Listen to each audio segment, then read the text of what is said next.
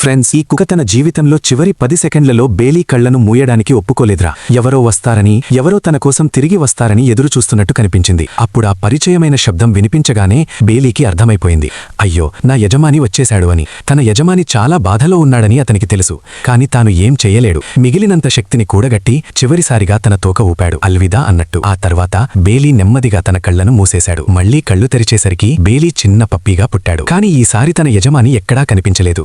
ఎంతకాలం ఎదురుచూసినా రాలేదు. కొద్ది రోజులకి ఒక అమ్మాయి చూసి, అయ్యో ఎంత బావున్నావురా అని ఆనందంగా ఇంటికి తీసుకెళ్ళింది. కాని ఆమె బాయ్ ఫ్రెండ్ కు కుక్కలు అస్సలు నచ్చవు. అందుకే బేలీని ఇంటి వెనక జంజీర్తో కట్టేశారు. కాలాలు మారిపోయాయి. వానలు ఎండలు గడిచిపోయాయి. ఒకరోజు ఆ బాయ్ ఫ్రెండ్ బేలీ కాలర్ తీసేశాడు. గుర్తు చేసుకోవడానికి కాదు, బయటికి పారేయడానికి. దీన్ని ఎవరికైనా ఇస్తా అని అబద్ధం చెప్పి కారులో పెట్టుకుని అడవిలోకి తీసుకెళ్లి ఒంటరి ప్రదేశంలో వదిలేసి వెళ్లిపోయాడు. కాని ఈసారి బేలీకి తిరిగి వెళ్లాలనే కోరిక కూడా మిగల్లేదు. అలా ఆ ప్రాంతంలోనే ఒక అవారాగా తిరుగుతూ జీవించసాగాడు. చాలా రోజులలా తిరుగుతూనే ఒకరోజు గోధుమల పొలం దగ్గరకు చేరాడు. దూరంగా చూస్తే కొంతమంది కుక్కలు తమ యజమానులతో ఆడుకుంటున్నాయి. అది చూసి బేలీ గుండె పగిలిపోయిందిరా. నన్ను నిజంగా ప్రేమించిన నా యజమానిని నేను వెతుక్కుంటా అని నిర్ణయించుకున్నాడు. ఎంతకాలం నడిచాడో అతనికే తెలియదు. చివరికి ఒక పరిచయమైన గోధుమల పొలం కనిపించింది. ఆ పొలం అవతలే ఆ పాత ఇల్లు ఉంది. బేలీ ఒకసారిగా అక్కడికి పరిగెత్తాడు. దేవుడే దారి చూపిస్తున్నట్టుంది. కాని ఇప్పుడు ఆ ఇల్లు యజమాని ఏథన్ మునుపటిలాగే నవ్వుతూ ఉండే అబ్బాయి కాదు. మధ్య వయస్కుడైనా అలసిపోయిన మనిషిగా మారిపోయాడు. బేలీని చూసి ఒక అవారాగా అనుకుని కాస్త ఆహారం వేశాడు. బేలీ చనిపోయిన తర్వాత ఇకపై కుక్క పెట్టుకోనని అతను అప్పుడే నిర్ణయించుకున్నాడు. అందుకే ఈసారి ఇంట్లోకే రానియ్యలేదు.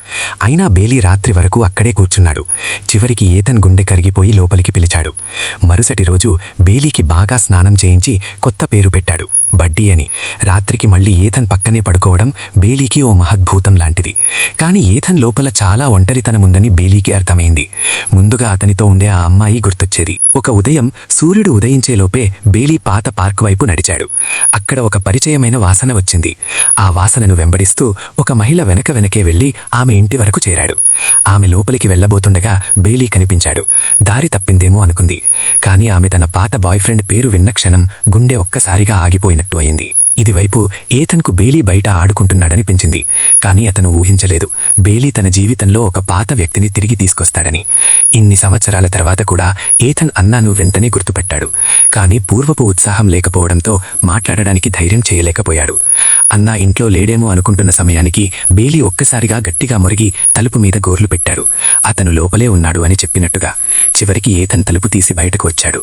అక్కడ నిలబడ్డది అతని గతం, అతని ప్రేమ, అతని జీవితం.